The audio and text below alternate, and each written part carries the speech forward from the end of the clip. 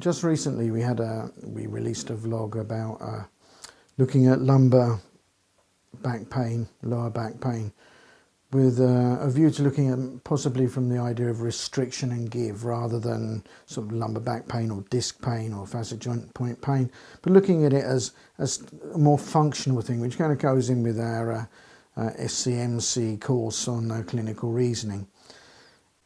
Lumbar back pain can come, or low back pain or lumbar pain can come from a number of sources. It can be a neural element, with the sort of radiation down the leg, which is not what we're going to talk about here.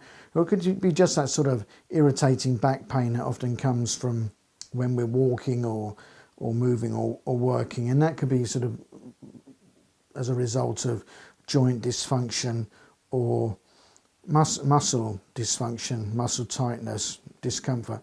More often than not, it is a combination of both of the things that I've just mentioned.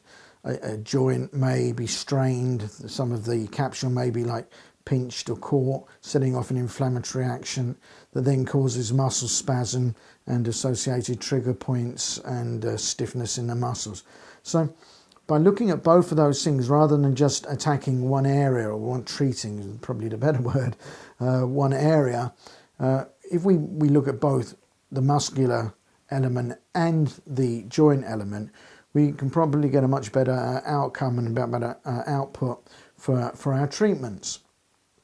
So I'm just going to have a look at a very basic and quick guide on a very simplified guide for patients that come in. Obviously we look into it in a lot more depth, but some of the things that often we will be looking at are how a joint may be reacting or how the muscle tissue are. I've got my model here. I've got him set up basically with a couple of little props to help me try and illustrate what I mean by this. So for example, obviously when we're going to look at our patient, we're going to look at him from top to bottom with all of the various asymmetries or not, and particularly if it's, say, an acute episode of pain that's just come on as a result of working or sitting or doing something that basically set it off. This acute episode is going to often present with pain and disability, dysfunction. So we would look at the patient, and we would get them. We would check observe them. We would then go through their active ranges of movement, sometimes a resisted portion of it. But this is a fairly common or garden, if there is such a thing, low back pain. So initially what I would do is I would get my patient, if I can just get you to take a couple of steps backwards, that will do. Now, for example, I would look at them, how they can flex. Now, bear in mind that there may be tightness around their hamstrings or their glutes or other areas. That could be addressed and alleviate quite a lot of the pain, especially if there's trigger points in the area, or if there's a tightness in the muscle.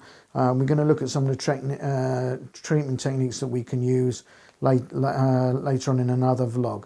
But just to give us an idea for an assessment, first of all, I would look at them and I would get them to do the movements. And the basic movements I would do would be flexion, which is bending forwards, extension, which is bending backwards, side flexion to either side. Now, some people advocate using rotation, but bearing in mind that between each vertebrae there's probably only about 3 degrees of rotation. If we're looking at the lumbar spine, we're talking maybe 15 degrees maximum of rotation, and pretty much because the joints are kind of a planar type of joint, they're basically sliding like that, the rotation isn't going to be that great. Side flexion, yes, because they're going to move and the joints are going to move along each other like that. But so I tend to look at those 4 areas. The 2 things that I'm kind of looking for in flexion, I'm looking for a given restriction, and this is what we were talking about. Sometimes you will see that some area of the spine is a bit less mobile than another area of the spine. I've put this little line here to go and simulate the hinging that you can get.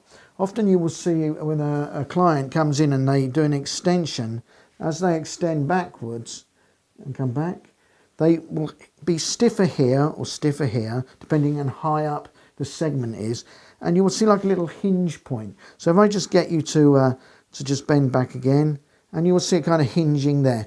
Again, be careful that the patient isn't going to drop forwards too much with an anterior pelvic tilt or posterior pelvic tilt, bending their knees.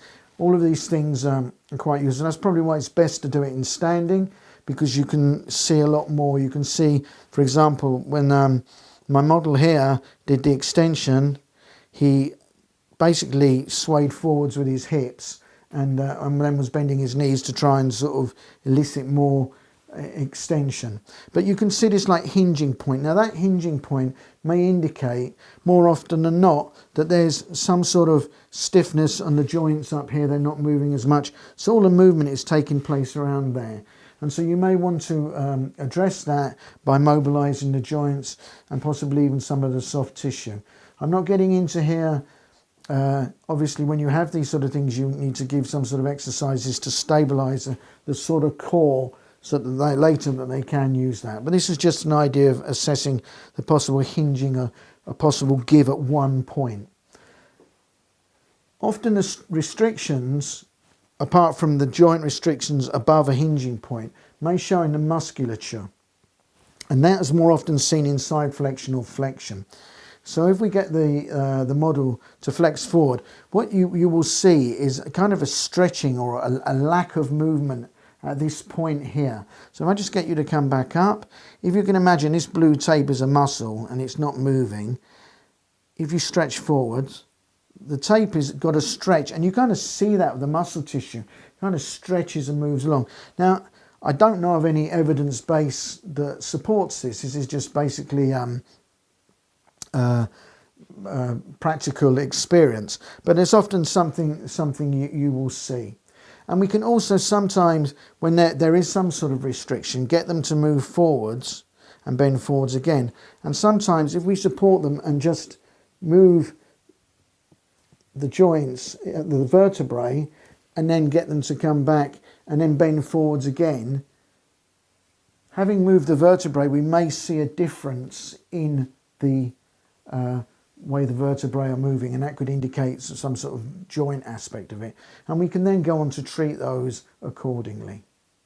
So I hope you find this a bit useful, just a very basic rule of thumb way of looking at some of the flexion and extension restrictions and gives, and it's quite useful to be able to look at that and use those to then decide how you want to treat in the future.